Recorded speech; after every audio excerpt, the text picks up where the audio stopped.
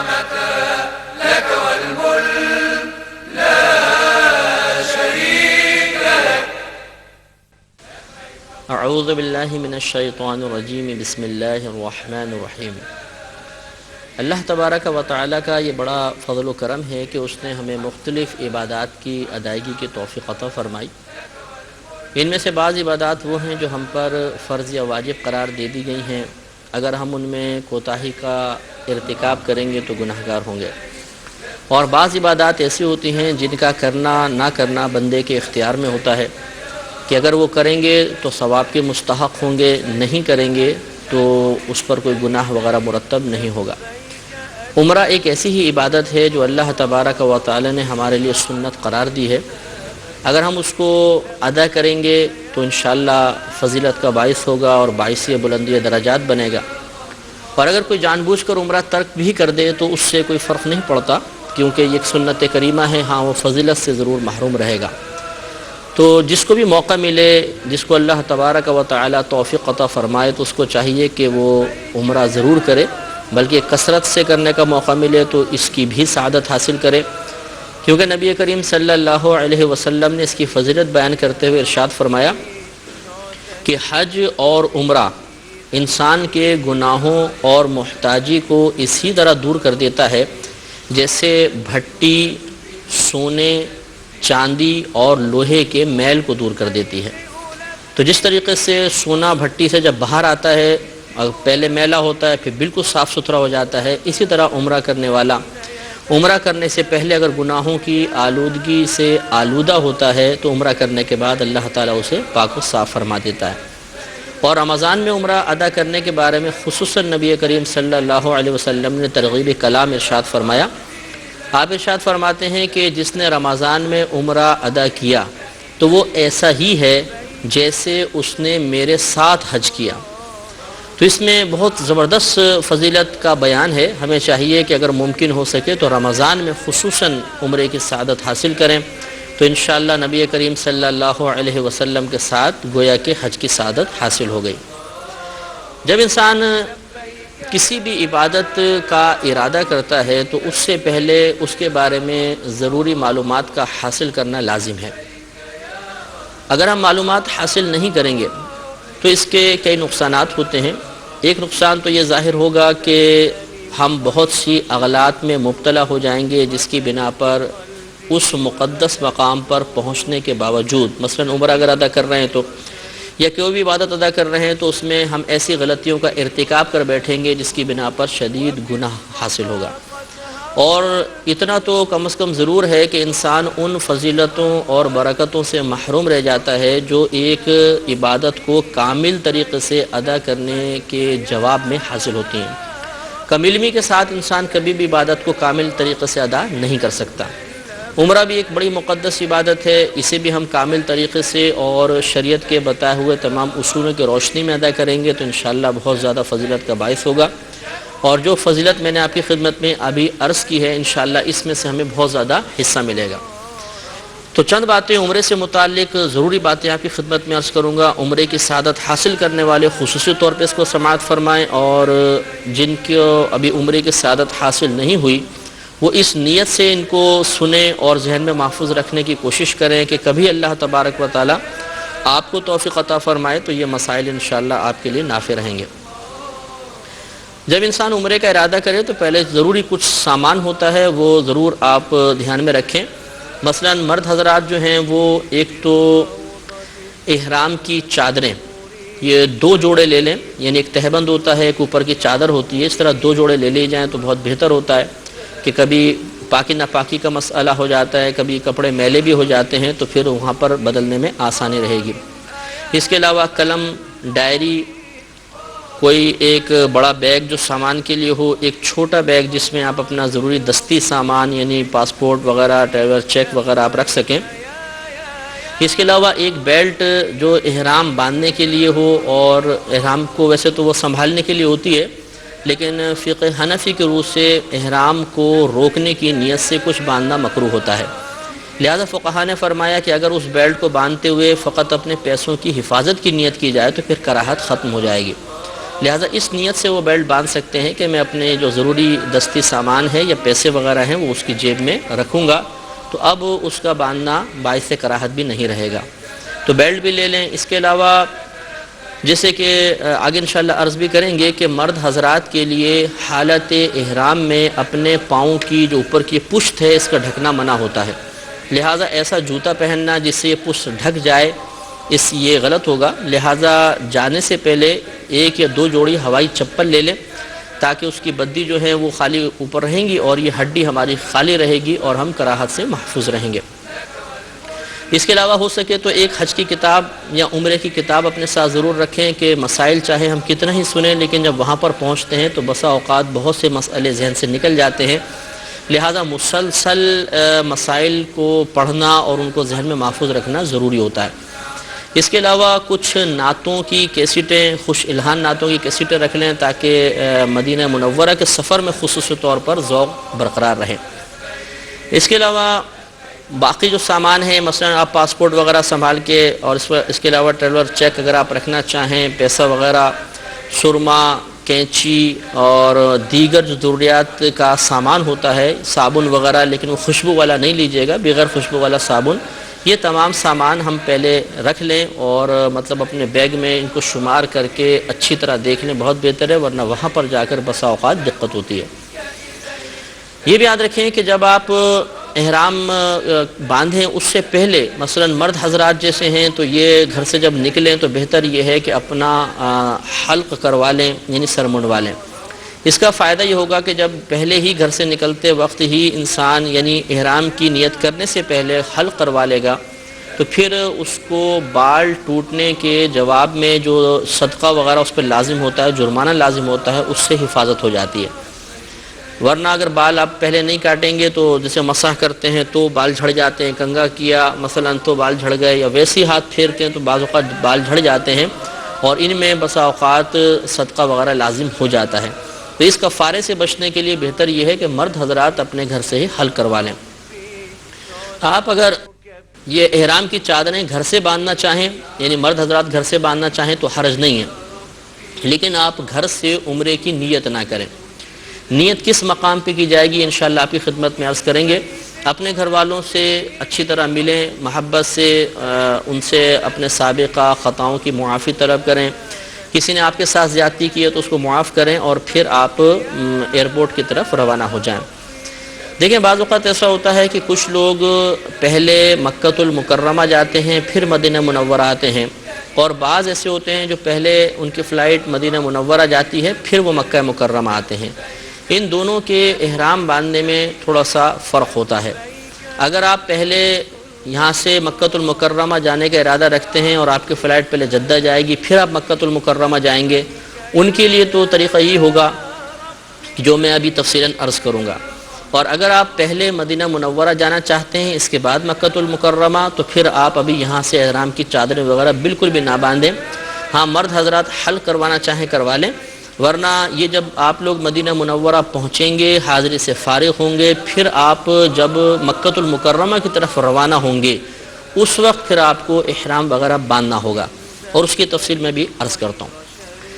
یہ یاد رکھیں کہ ایک خاص مقام ایسا ہوتا ہے کہ جس مقام سے آگے جو شخص بھی گزرے اور اس کا ارادہ مکہ المکرمہ جانے کا ہو تو بلا حالت احرام کے گزرنا حرام ہوتا ہے۔ اس مقام کو میقات کہتے ہیں۔ اگر آپ یہاں سے جدہ جا رہے ہیں تو درمیان میں میقات آئے گی، اسے یلملم کہتے ہیں، یہ دوران پرواز ہی آ جاتی ہے، ہمیں معلوم نہیں چلے گی۔ اور اگر آپ مدینہ منورہ پہلے جائیں گے پھر اس کے بعد مکہ المکرمہ جائیں گے تو مدینہ منورہ کے راستے میں کوئی میقات نہیں آتی۔ ہاں جب آپ مدینہ منورہ سے مکہ المکرمہ کی جانب روانہ ہوں گے تو درمیان میں وہ مقام آئے گا جہاں سے بلا احرام آگے جانا ممنوع ہوتا ہے۔ وہاں پر آج کل وہ مقام ذوالحلیفہ بھی اسے کہتے ہیں اور ابیار علی کے نام سے مشہور ہے۔ لہذا جب اگر کوئی مدینہ منورہ پہلے جانا چاہتا ہے تو وہ عام نارمل کپڑوں میں جائیں، مدینہ منورہ حاضری دیں، اس کے بعد جب وہ ابیار علی کے پاس پہنچیں اس وقت وہ احرام کی چادریں وغیرہ باندھ کر نیت کریں گے۔ اور جو یہاں سے پہلے جدہ جانا چاہتے ہیں چونکہ دوران پرواز ہی میقات آ جائے گی، اس لیے انہیں تو یہیں سے ہی احرام باندھنا ہوگا۔ تو پہلے میں انہی کا طریقہ عرض کرتا ہوں کہ پہلے آپ ایئرپورٹ پہ پہنچ جائیں. پہنچ جانے کے بعد اگر آپ نے گھر سے غسل کر لیا تو ٹھیک ہے، ورنہ ایئرپورٹ پہ انتظام ہوتا ہے. آپ غسل وغیرہ کریں، جسم پہ خوشبو وغیرہ اچھی طرح ملیں، احرام کی چادروں پہ خوشبو ملیں. اسی طرح جو خواتین ہیں ان کا چونکہ خاص کوئی احرام نہیں ہوتا، لیکن ہم آپ کو طریقہ بتائیں گے کہ اگر کوئی خواتین کوئی کپڑا ایسا استعمال کرنا چاہیں، کوئی ایسے اپنی حفاظتی اقدامات کرنا چاہیں کہ ستر کی مکمل طور پہ حفاظت ہو اور جسم کا کوئی حصہ ظاہر نہ ہو، تو کس طریقے سے کپڑا وغیرہ یوز کریں گی، یہ انشاءاللہ بھی آپ کو ہم دکھائیں گے. تو آپ پہلے وہاں پہ غسل وغیرہ کر لیں، بہنیں گھر سے ہی غسل کر کے وہاں پہنچیں. آپ احرام کی چادریں پہن لیجئے، لیکن ابھی عمرے کی نیت نہیں کریں گے، اس لیے کہ اگر ہم نے وہیں پر عمرے کی نیت کر لی، یعنی ایئرپورٹ پر ہی، تو احرام کی پابندیاں فوراً ہم پر لازم ہو جائیں گی. اب اگر مثال کے طور پہ ہم کوئی چھوڑنے لوگ آئے ہیں، ہم نے ان سے مصافحہ کیا، ان کے ہاتھ پہ خوشبو لگی ہوئی تھی اور وہ خوشبو ہمارے ہاتھ پر لگ گئی، تو بعض صورتوں میں دم لازم ہو جاتا ہے. اسی طریقے سے اگر گلاب کے ہار وغیرہ کسی نے ڈالے اور ان گلاب کے ہاروں کی خوشبو ہمارے احرام تک پہنچ گئی، تب بھی دم لازم ہو جائے گا. اس لیے یہ ابھی ہمیں ایئرپورٹ پر صرف احرام کی چادریں باندھنی ہیں، نیت نہیں کرنی ہے. جب ہم جہاز میں بیٹھیں گے پھر ہم وہاں پر نیت کریں گے، جس کا طریقہ میں انشاءاللہ عرض کروں گا. تو اب سب سے پہلے خواتین کس طریقے سے اپنے آپ کو ڈھکیں گی، کس طریقے سے مطلب کپڑا وغیرہ یوز کریں گی، یہ آپ ملاحظہ فرمائیں. اس کے بعد انشاءاللہ مرد کس طریقے سے احرام باندھیں گے، ہم آپ کو وہ احرام باندھنے کا طریقہ دکھائیں گے.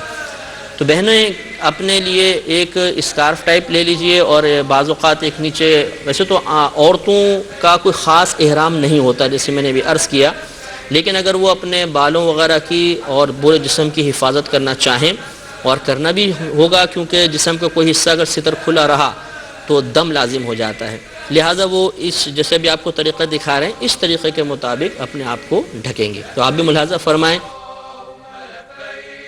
دیکھیں یہ لیڈیز کے لیے جیسے کہ پہلے آپ کو بتایا کہ احرام کو خاص کوئی شکل نہیں ہوتی ہے، عام گھریلو لباس میں ہی احرام کی نیت کرنی ہوگی. لیکن بہتر ہے کہ جس طرح یہ عبا آپ ملاحظہ فرما رہے ہیں، اس طرح کی ایک عبا لے لیجئے تاکہ پورا بدن اس میں اچھی طرح ڈھک جائے اور جسم کا کوئی بھی حصہ کسی بھی لحاظ سے ظاہر نہ ہو. عبا پہن کر بٹن وغیرہ لگا لیجئے اور اچھی طریقے سے مطلب وہ جسم کو ڈھانپ لے تاکہ ہوا وغیرہ اگر تیز ہو بھی تو جسم کا کوئی حصہ ظاہر نہ ہو. چونکہ عورت کے بال ستر میں داخل ہیں اور عورت کو اپنے بال بھی چھپانا لازم ہوگا، لہٰذا عبا کے ساتھ ساتھ ایسا ایک اسکارف ضرور لے لیجئے جس سے آپ مکمل طور پہ اپنے سر کو ڈھک سکیں، کان وغیرہ اس میں بالکل چھپ جائیں اور صرف سامنے کا چہرے کا حصہ نظر آئے، اس کے علاوہ اور کچھ حصہ نظر نہ آئے. عورتوں کے لیے حالت احرام میں چہرہ چھپانا منع ہوتا ہے، لہذا اگر چہرہ کھلا رہے تو اس میں کوئی حرج نہیں ہوتا، بلکہ چہرہ کھولنا لازم ہوتا ہے. اب یہ اسکارف باندھنے کا طریقہ ملاحظہ فرما لیں کہ اس طریقے سے اس کو پہنیں گے کہ بالوں کا کوئی بھی حصہ، کان وغیرہ بالکل ظاہر نہ ہو. اس طرح یہ چہرے کے نیچے سے لا کر پھر اوپر سے مزید لے آئیں اور پھر یہاں پر اگر آپ چاہیں تو اس طرح اندر اس کو فکس کر لیجئے، یا اگر پن وغیرہ کوئی لگانا چاہیں تو اس کی بھی اجازت ہوتی ہے. تو یہ خواتین کا احرام باندھنے کا طریقہ آپ نے ملاحظہ فرمایا. احرام باندھنے سے مراد آپ کو پہلے بتایا تھا کہ خواتین گھر کے کپڑوں میں ہی احرام کی نیت کریں گی، لیکن مزید اپنے ستر وغیرہ کی حفاظت کے لیے اوپر جو کپڑا باندھنے کا ایک طریقہ تھا آپ نے ملاحظہ کیا. اب انشاءاللہ مردوں کے احرام باندھنے کا طریقہ آپ کی خدمت میں پیش کیا جائے گا، آپ اسے بھی بغور ملاحظہ فرمائیں. جیسے کہ آپ کو بتایا کہ مردوں کا احرام دو کپڑوں پر مشتمل ہوتا ہے، ایک کو تہبند کہا جاتا ہے اور دوسرا چادر کہلاتا ہے. تہبند باندھنے کا طریقہ یہ ہے کہ اس کو اپنے اوپر لا کر اس کے دونوں کنارے اس طرح پکڑ لیں. آپ دونوں کنارے آپس میں ملائیے اور اس کو دونوں کناروں کو سائڈ پر لے جائیں. پھر اپنے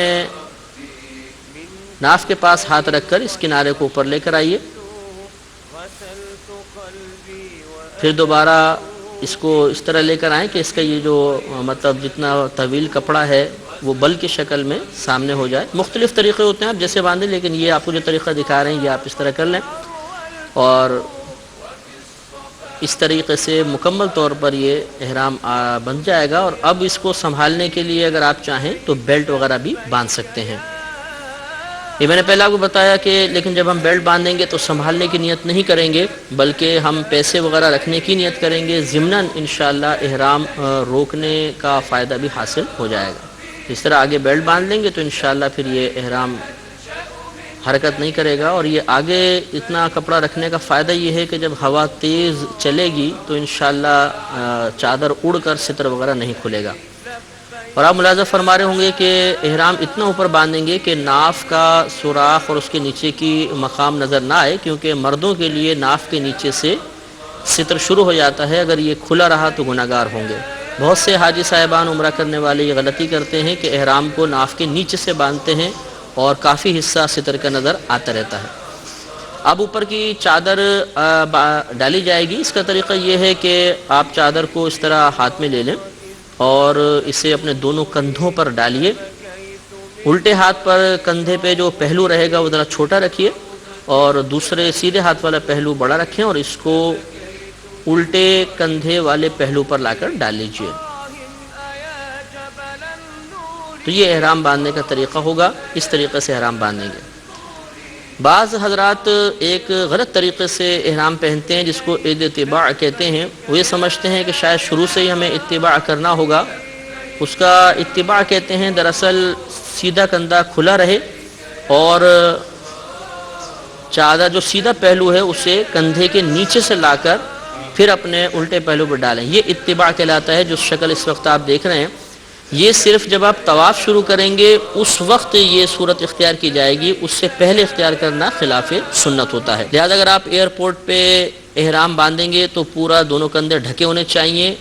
جب آپ طواف شروع کریں گے اس وقت اتباع کیا جائے گا۔ تو خواتین و حضرات، آپ نے احرام باندھنے کا طریقہ ملاحظہ فرمایا کہ مرد کے لیے دو کپڑے تھے، ازار اور جس کو ہم تہبند بھی کہتے ہیں، اور اوپر چادر لینے کے بعد مرد و عورت احرام باندھنے کے بعد لیکن ابھی نیت نہیں کریں گے، احرام کے 2 رکعت نوافل پڑھیں گے۔ لیکن اس کے لیے ضروری ہے کہ پہلے آپ یہ دیکھ لیجئے کہ کیا مکروہ وقت شروع نہیں ہو گیا ہے، کیونکہ طلوع آفتاب کے وقت، غروب آفتاب کے وقت یا زوال کے وقت نوافل پڑھنا منع ہوتا ہے۔ اس کے علاوہ اگر آپ کی عصر کے بعد فلائٹ ہے اور آپ نے عصر کے فرائض ادا کر لیے ہیں تو پھر بھی نوافل پڑھنا منع ہو جاتا ہے۔ اس کے علاوہ اوقات میں آپ نے 2 رکعت نفل پڑھنے ہیں، اور 2 رکعت نفل پڑھنے کے بعد جس سے پہلے بتایا کہ ابھی بھی آپ نے عمرے کی نیت نہیں کرنی ہے، بلکہ اب آپ آرام سے جہاز میں تشریف فرما ہو جائیں، گھر والوں سے ملیں، ہار وغیرہ ڈالیں، اس میں کوئی حرج نہیں ہے۔ کیونکہ اور یہ بات اچھی طرح یاد رکھیں کہ احرام پہن لینے کے بعد کسی قسم کی خوشبو کا استعمال منع ہو جاتا ہے۔ اسی طرح مردوں کے لیے سر ڈھکنا بھی منع ہوتا ہے۔ نماز جب آپ ادا کریں گے تو کندھا ڈھکا ہوگا، اتباع وغیرہ نہیں کریں گے، اور نہ سر ننگا ہوگا، ابھی آپ سر ڈھکیں گے کیونکہ ابھی آپ نے نیت نہیں کی تھی۔ اب آپ جب فارغ ہو گئے تو ہوائی چپل آپ یوز کریں، تاکہ اگر خدا نخواستہ آپ نے ایسی جوتی پہنی ہوئی ہے جس سے آپ کے پاؤں کی پشت ڈھکی ہوئی ہے تو اس پہ جرمانہ لازم ہو سکتا ہے۔ اب آپ جہاز میں تشریف فرما ہو جائیں۔ جب آپ کا جہاز فضا میں بلند ہو جائے اور تھوڑی دیر ماہب پرواز ہو جائے، اس کے بعد اب آپ اطمینان سے عمرے کی نیت کیجیے۔ اللهم إني أريد العمرة فيسرها لي وتقبلها مني وأعني عليها وبارك لي فيها نويت العمرة وأحرمت بها لله تعالى۔ اے اللہ، میں عمرے کا ارادہ کرتا ہوں، میرے لیے اسے آسان کر دے اور اسے میری جانب سے قبول فرما، اور اس کی درست ادائیگی پر میری مدد فرما، اور اسے میرے لیے بابرکت فرما دے۔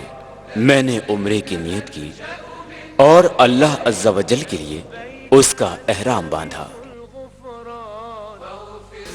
آپ کے ساتھ جو حج کی کتاب ہوگی اس میں عمرے کی نیت عربی میں لکھی ہوگی، نیت دراصل دل کے پختہ ارادوں کہتے ہیں، لہٰذا ان عربی کے الفاظ کو دہرانا، زبان سے ادا کرنا، یہ باعث سعادت تو ہے، باعث فضیلت ہے، لیکن لازم نہیں۔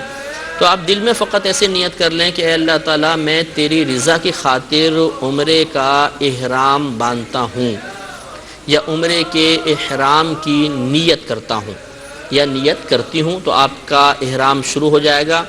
احرام دراصل ایک حالت کا نام ہوتا ہے جس حالت کو اختیار کر لینے کے بعد انسان پر بہت ساری پابندیاں لازم ہو جاتی ہیں، لیکن ہم مجازاً دو بغیر سلی چادروں کو مردوں کے لیے احرام قرار دے دیتے ہیں، عورتوں کے لیے عبا اور اسکارف کو احرام کہہ دیتے ہیں، لیکن حقیقتاً یہ ایک حالت کا نام ہے۔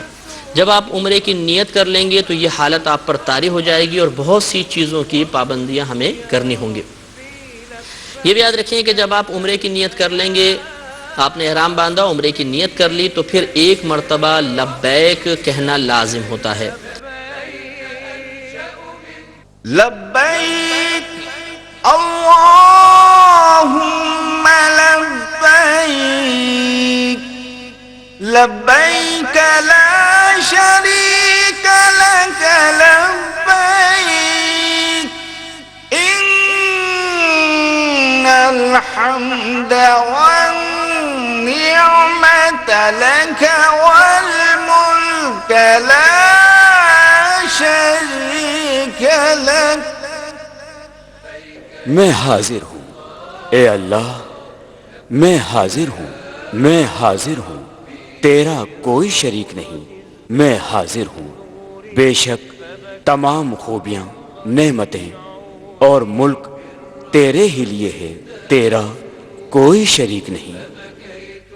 یہ ایک مرتبہ کہنا لازم ہے، واجب ہے، اور 3 مرتبہ کہنا افضل ہوتا ہے۔ مرد حضرات ذرا بلند آواز سے کہیں گے اور خواتین صرف اتنی آواز سے کہ ان کے کان اپنی آواز کو سنیں، یعنی پست رکھ کر وہ پڑھیں گے۔ اس کی بڑی فضیلت ہے، نبی کریم صلی اللہ علیہ وسلم نے ارشاد فرمایا کہ جب حاجی لبیک کہتا ہے تو اس کو خوشخبری سنائی جاتی ہے۔ صحابہ کرام علیہم الرضوان نے پوچھا یا رسول اللہ صلی اللہ علیہ وسلم کیا جنت کی خوشخبری؟ فرمایا کہ ہاں، اس کو جنت کی خوشخبری دی جاتی ہے۔ تو لہٰذا لبیک کہیں گے، اور اب آپ اپنا سفر آسانی سے طے کریں گے۔ درمیان میں میقات آئے گی، آپ کو پتہ نہیں چلے گی، اور وہ میقات یعنی یلملم پار کر کے آپ جدہ پہنچیں گے۔ جدہ ایئرپورٹ پر کسٹم وغیرہ سے فراغت کے بعد پھر آپ نے مکہ المکرمہ روانہ ہونا ہے۔ اب بسا اوقات یہ مطلب رول یہی ہے کہ آپ جب وہاں پر پہنچیں گے تو آپ نے جو پیسے وغیرہ بھرے ہوں گے تو آپ کے معلم کی بس وہاں پر موجود ہوگی جو آپ کو مکہ المکرمہ لے کر جائے گی۔ آپ تمام چیزوں سے فراغت کے بعد اس بس میں یا ویگن وغیرہ میں تشریف فرما ہو جائیں، اور اب آپ مکہ کی طرف روانہ ہوں گے۔ مکہ المکرمہ وہ مقدس شہر ہے جس میں نبی کریم صلی اللہ علیہ وسلم نے اپنی ابتدائی زندگی کے پورے 53 سال گزارے ہیں۔ 40 سال آپ نے اعلان نبوت نہیں فرمایا تھا، پھر اعلان نبوت کے بعد 13 سال تک آپ مکہ المکرمہ مزید جلوہ افروز رہے، پھر آپ نے مدینہ منورہ ہجرت کی اور 10 سال مزید آپ وہاں پر ظاہری طور پر موجود رہے۔ تو اس طریقے سے 63 سالہ عمر کے پورے 53 سال آپ نے مکہ المکرمہ کی پاکیزہ فضاؤں میں گزارے ہیں۔ تو اتنے مقدس شہر میں جہاں پر قدم قدم پر نبی کریم صلی اللہ علیہ وسلم کی برکات اب بھی موجود ہیں، مشاہدہ کی جا سکتی ہیں، اس مقدس شہر میں آپ داخل ہونے والے ہیں۔